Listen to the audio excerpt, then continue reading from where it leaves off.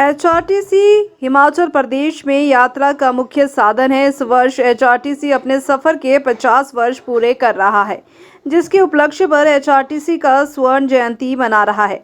50 वर्षों के यादगार और संघर्षशील यात्रा को प्रदर्शित करने के लिए हिमाचल पथ परिवहन निगम शिमला एमडी कार्यालय में बस संग्रहालय बनाने जा रहा है, जिसमें अब तक के बसों के मॉडल, पुरानी टिकटें, बसों की पुरानी तस्वीरें और कलपुर्जे संजोए जाएंगे, जो स्थानीय लोगों के साथ सैलानियों के लिए भी आकर्षण का केंद्र होगा।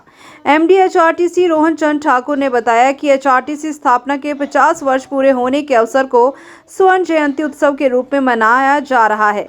निगम एचआरटीसी बसों की वीडियो और फोटो स्पर्धा आयोजित कर चुका है। इसी कड़ी में अब एचआरटीसी बस संग्रहालय बनाने जा रहा है, जिसमें 1974 से 2024 तक निगम के बेड़े में शामिल हुई हर प्रकार की बसों के मॉडल प्रदर्शित किए जाएंगे। निगम ने बसों के मॉडल बनवाने शुरू कर दिए हैं। 6 तरह की बसों के मॉडल तैयार हो चुके हैं, अन्य पर काम जारी है। बस संग्रहालय में प्रदेश में बस सेवा की शुरुआत से लेकर इलेक्ट्रिक बसों के संचालन तक के सफर के मॉडल को दिखाया जाएगा। हमारे एचआरटीसी के अब 50 इयर्स चले हुए हैं और 2 अक्टूबर 2024 को हमारे 50 इयर्स कंप्लीट हो जाएंगे। उस 50 इयर्स सेलिब्रेशन का में कई बिंदु हैं, जिसमें मतलब हम साथ साथ में अपने नए मार्केटिंग कैंपेन के साथ साथ एक छोटा सा मिनी म्यूज़ियम, साथ साथ में एक कॉफ़ी टेबल बुक, डॉक्यूमेंट्री, सारी चीज़ें हो रही हैं। तो उसके साथ साथ मतलब मिनी म्यूज़ियम जो है वो हमारे ऑर्गेनाइजेशन की हिस्ट्री, वेरियस बस मॉडल्स, उन सारी चीज़ों को हम दर्शाना चाहते हैं और एक उसमें हम ज़्यादा खर्चा भी नहीं करना चाहते। तो हम एग्जिस्टिंग अपने ऑफिस बिल्डिंग के अंदर ही उसको एक तरह से वॉक थ्रू एक्सपीरियंस देना चाहते हैं, ना मात्र अपने एम्प्लॉयज़ को, बस वो सब लोग जो एचआरटीसी के ऑफिस में आए या जो दिलचस्पी भी दिखाना चाहते हैं, वो देखना चाहते हैं, वो आके देख सकते हैं। यहीं पे किया जाएगा ये? बिल्कुल बिल्कुल, ये हमारे ही, इसमें कोई एक्स्ट्रा खर्चा नहीं होगा इंफ्रास्ट्रक्चर पे। हम अपने ऑफिस में ही करेंगे, क्योंकि हम जानते हैं कि अगर आप हमारे ऑफिस में स्पेस है और वॉक थ्रू स्पेस बहुत ज़्यादा है, तो डेफिनेटली उसके अंदर हम मैनेज कर सकते हैं। मतलब हम ये नहीं बोल रहे कि एक बहुत आलीशान होगा, पर एटलीस्ट हमारी ऑर्गेनाइजेशन की जो बेसिक हिस्ट्री है और इसको हम बेसिकली मज़ेदार बनाना चाहते हैं, तो वो हमारा एक कोशिश है। कितनी बसें इसमें होंगी? ये तो मॉडल्स होंगे इसमें। देखिए, हमारा पर्पस क्या, हमारा ये पर्पस है कि हम अपना पास्ट दिखाना चाहते हैं, प्रेजेंट दिखाना चाहते हैं और फ्यूचर दिखाना चाहते हैं। तो लगभग 6 या 7 जनरेशन बसेस की आ गई हैं। 1960s में एक डॉज का मॉडल चलता था, आज के दिन में इलेक्ट्रिक बस की बात कर रहे हैं। इन दोनों के बीच में 6 या 7 चेंजेस आए हैं बीच में, हम सबको दर्शाना चाहते हैं। साथ साथ में आजकल हम राइड विद प्राइड भी कभी विद इन शिमला हम दे रहे हैं, ई सुप्रोज भी चला रहे हैं पूरे स्टेट में, हम टेम्पो ट्रैवलर्स चला रहे हैं। तो हम बस एक तरह से ना अपने जो यूज़र्स हैं, पैसेंजर्स हैं और जो लोग दिलचस्पी रखते हैं इस सेक्टर में, उनके लिए छोटा सा अपना एक रियल मॉडल्स क्रिएट करके उनको दिखाना चाहते हैं। कंफर्ट डेफिनेटली हमारा हमेशा प्रयास रहता है कि कंफर्ट इज़ अ प्रायोरिटी, पर हमें ये भी नहीं भूलना चाहिए कि कई बार हमें प्रायोरिटाइज़ करना पड़ता है कि कुछ बसें ऐसी होती हैं जो हर फ्लीट में हर एज की बस होती है, कुछ ओल्डर होती हैं, कुछ न्यूअर होती हैं।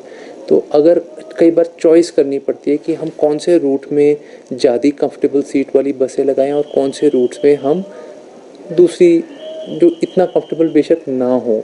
तो obviously choices for long distance buses, क्योंकि अरसा ज़्यादा लंबी जर्नी होती है। परंतु फिर भी मैं ये कह सकता हूँ कि एचआरटीसी की जो बसें हैं, ऑफ कोर्स अलग अलग टाइप की होती हैं, बट ये एक डिफरेंट ये एक्सपीरियंस वेरी करता है। मुझे ये भी फीडबैक मिला है कुछ रूट्स पे कि बस वॉज वेरी कंफर्टेबल। तो डेफिनेटली हम आपके फीडबैक को पॉजिटिवली लेते हैं और हमेशा हमारा प्रयास तो ये रहेगा कि हम बेस्ट एक्सपीरियंस और बेस्ट सर्विस दे पाएँ। सर, वहीं अगर बात की जाए तो जब जो है लग्जरी बसों में 10% छूट नहीं मिलेगी, इस तरह की बात कही जा रही है, किन बसों में नहीं मिलेगी और क्या इसमें कौन कौन से श्रेणी के जो लोग हैं जिन्हें ये सुविधा है? जी, एक्चुअली आज जो कुछ मुझे भी मेरे ज्ञान में आया है कि ऐसी कोई खबर लगी थी जिसमें ये कहा गया था कि अब से 10% हमारी बसें वॉल्वो बसें जो हैं लग्जरी बसें महंगी हो जाएंगी। पर मैं आपके चैनल के माध्यम से क्लियरली सबको बताना चाहूँगा, ये बिल्कुल इनएक्यूरेट है और सत्य नहीं है। ऐसा बिल्कुल नहीं है। इस पूरी उस समाचार का हम खंडन करते हैं, वो बिल्कुल इनकरेक्ट है। हुआ क्या है ये जानना इम्पोर्टेंट है, तो मैं बता देता हूँ।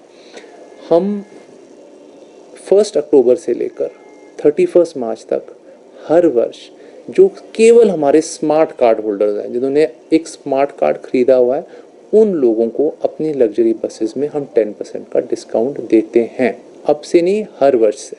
और 1 अप्रैल को वो 10% का जो डिस्काउंट होता है वो लागू नहीं होता, मात्र उस श्रेणी के लिए ये थी।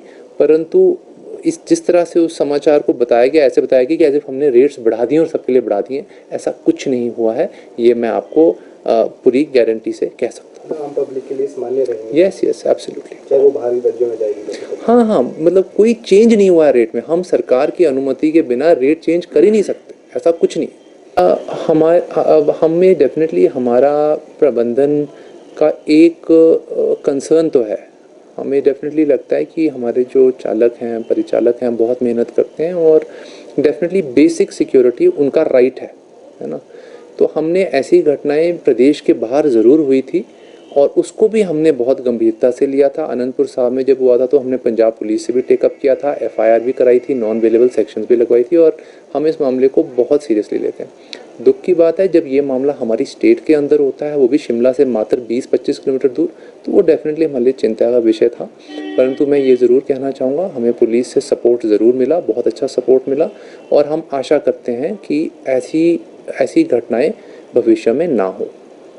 सर वहीं एक जो है आपने मुहिम शुरू की है कैशलेस बस सर्विस, तो क्या उसको लेकर प्लानिंग है? क्योंकि अभी तो सिर्फ शिमला शहर में जी जी एक्सपेंड किया जाएगा पूरे हिमाचल में, अभी कहाँ इसकी तैयारियाँ? हाँ जी बिल्कुल। इसको बल्कि आपने मुझसे जो सवाल पूछा मैं ये बताना चाहूँगा, हमारा टारगेट है कि 30 मई तक पूरे हिमाचल के समस्त जो हमारे 31 यूनिट्स हैं उन सब में हम कैशलेस हो जाएंगे और हमने इसका एक रोल आउट प्लान बनाया है। अभी मैं आपको बताना चाहूँगा कि शिमला लोकल के साथ साथ हमारी वॉल्वो बसेस में भी अधिकतम हमने रोल आउट कर दिया है।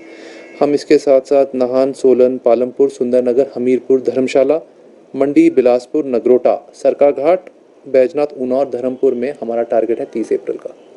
मोटा ये टारगेट है, 5-6 दिन ऊपर नीचे हो सकता है, बट ये हमारा टारगेट है इन ब्लॉक्स का। उसके बाद हम अगले 16 पे, अगले 15 जो बचते हैं उन पे चले जाएंगे, तो हम मानते हैं महीने के अंदर हम उनको भी वहाँ लागू कर देंगे। इसके साथ साथ जो हमारा अगला है वो है नेशनल कॉमन मोबिलिटी कार्ड। तो HRTC पूरे प्रदेश में पहली ऑर्गेनाइजेशन होगी जो NCMC कार्ड भी अप्लाई करेगी। बहुत कम कॉरपोरेशंस हैं पूरे देश में जिन्होंने इसको अप्लाई किया है, तो ये भी हमारे लिए एक टारगेट है और हम इसको पूरी तरह से अचीव करेंगे। रिस्पॉन्स कैसा मिल रहा है सर अभी लोगों का जिससे कैशलेस बसें? हमारा रिस्पॉन्स इंटरेस्टिंग है।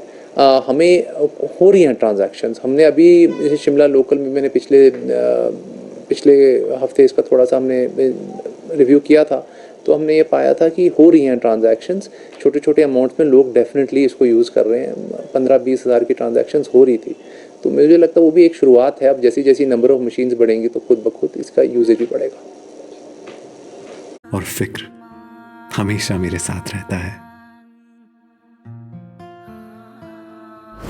भूषण ज्वेलर्स, अनमोल रिश्तों के लिए।